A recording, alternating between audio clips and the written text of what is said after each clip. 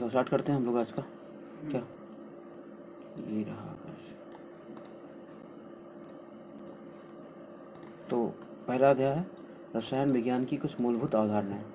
इसमें हमने उद्देश्य के बारे में पढ़ा कि उद्देश्य क्या है इस अध्याय का। रसायन विज्ञान एक साइंटिस्ट हमारे रोवाल्ड हॉफमैन, जिनका कुछ मकसद है रसायन को लेकर एक शब्द दो पंक्ति उन्होंने कहा था। रसायन विज्ञान अणुओं और उसके रूपांतरण का विज्ञान, अणु और उनका रूपांतरण। यह न केवल एक स्वतत्व का विज्ञान है अपितु उनसे निर्मित होने वाले असंख्य प्रकार के अणुओं का भी विज्ञान।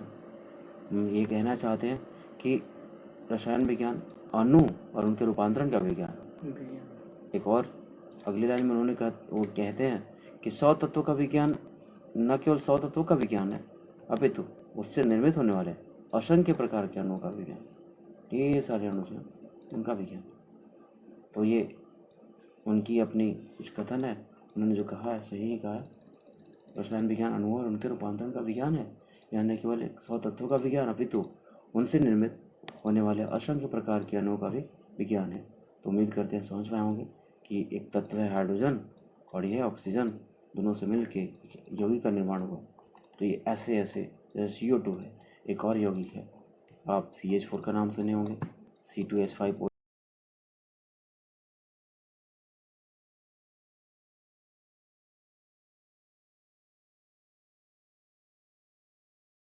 ऐसे बहुत सारे असंख्य उदाहरण आपके सामने आसपास मिल जाएंगे जहाँ पे एक से अधिक तत्व मिल करके किसी यौगिक का निर्माण किया।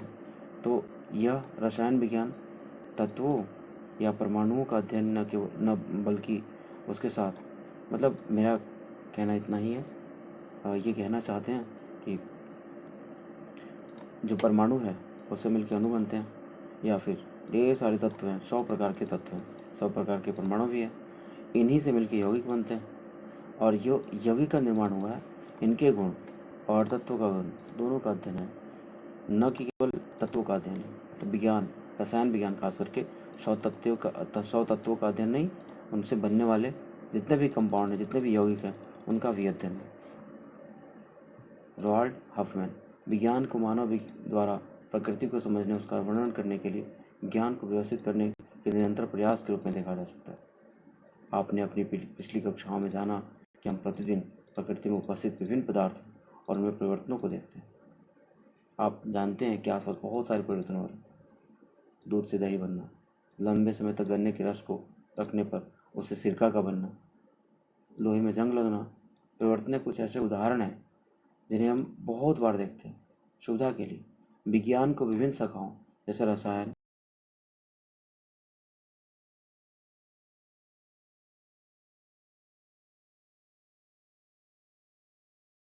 गुणधर्म और अभिक्रियाओं का अध्ययन किया जाता है, रसायन विज्ञान कहलाती है। ऐसे कह सकते हैं कि विज्ञान की शाखा है। और विज्ञान की कौन सी शाखा है? विज्ञान की वह शाखा है जिसमें पदार्थों का संश्लेषण, संगठन, गुणधर्म और अभिक्रियाओं का अध्ययन किया जाता है, रसायन कहलाती है। रसायन विज्ञान का विकास। खराब है, कैसे नहीं? ओ एक मिनट,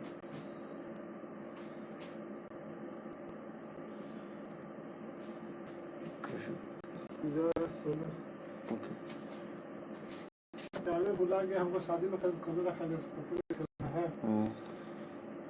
तो चार्जर खराब है, बोला 100 वाला। नहीं खराब नहीं है, केवल बात कर सकते हैं, चार्ज कर ये स्लो है बस ना, सीधे लगा के रात भर ना थे। एक बार देख लेते हैं। राहुल के साथ दुकान में बैठकर हिसाब किताब कर रहे थे। इसी दौरान बाइक सवार 3 बदमाशों ने पिस्टल दिखाकर रसायन विज्ञान का विकास। रसायन जैसा ये हमने पढ़ा अभी कि ये कौन है, मतलब रसायन क्या है, तो आसपास परिवर्तन देख रहे होंगे आप। दूध से दही बनना, सब्जी को बनते हुए देखे होंगे, सबसे अच्छा एग्जाम्पल। ठीक है, नेक्स्ट है रसायन विज्ञान का विकास।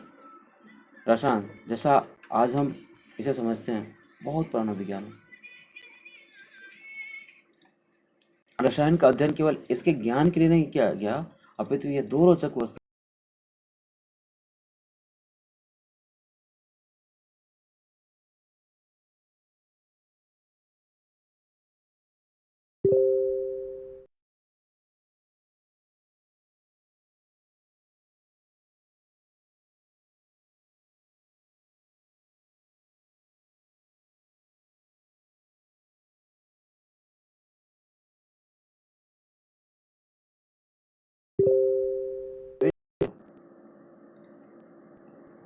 विभिन्न क्षेत्रों में करते थे। रसायन विज्ञान का प्रमुखतः 1300 से 1600 सीई मतलब ईस्वी की बात कर रहे हैं। सेल्सियस नहीं सर, ये से हाँ कॉमन एरा।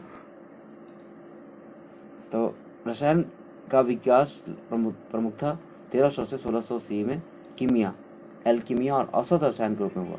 मतलब औषधि बनाते थे, उसके लिए यूज करते थे रसायन का। 18वीं शताब्दी में यूरोप में कुछ एल्कीमी प्रक्रमों के पश्चात आकार प्राप्त किया, जो यूरोप में अरबों द्वारा लाई गई।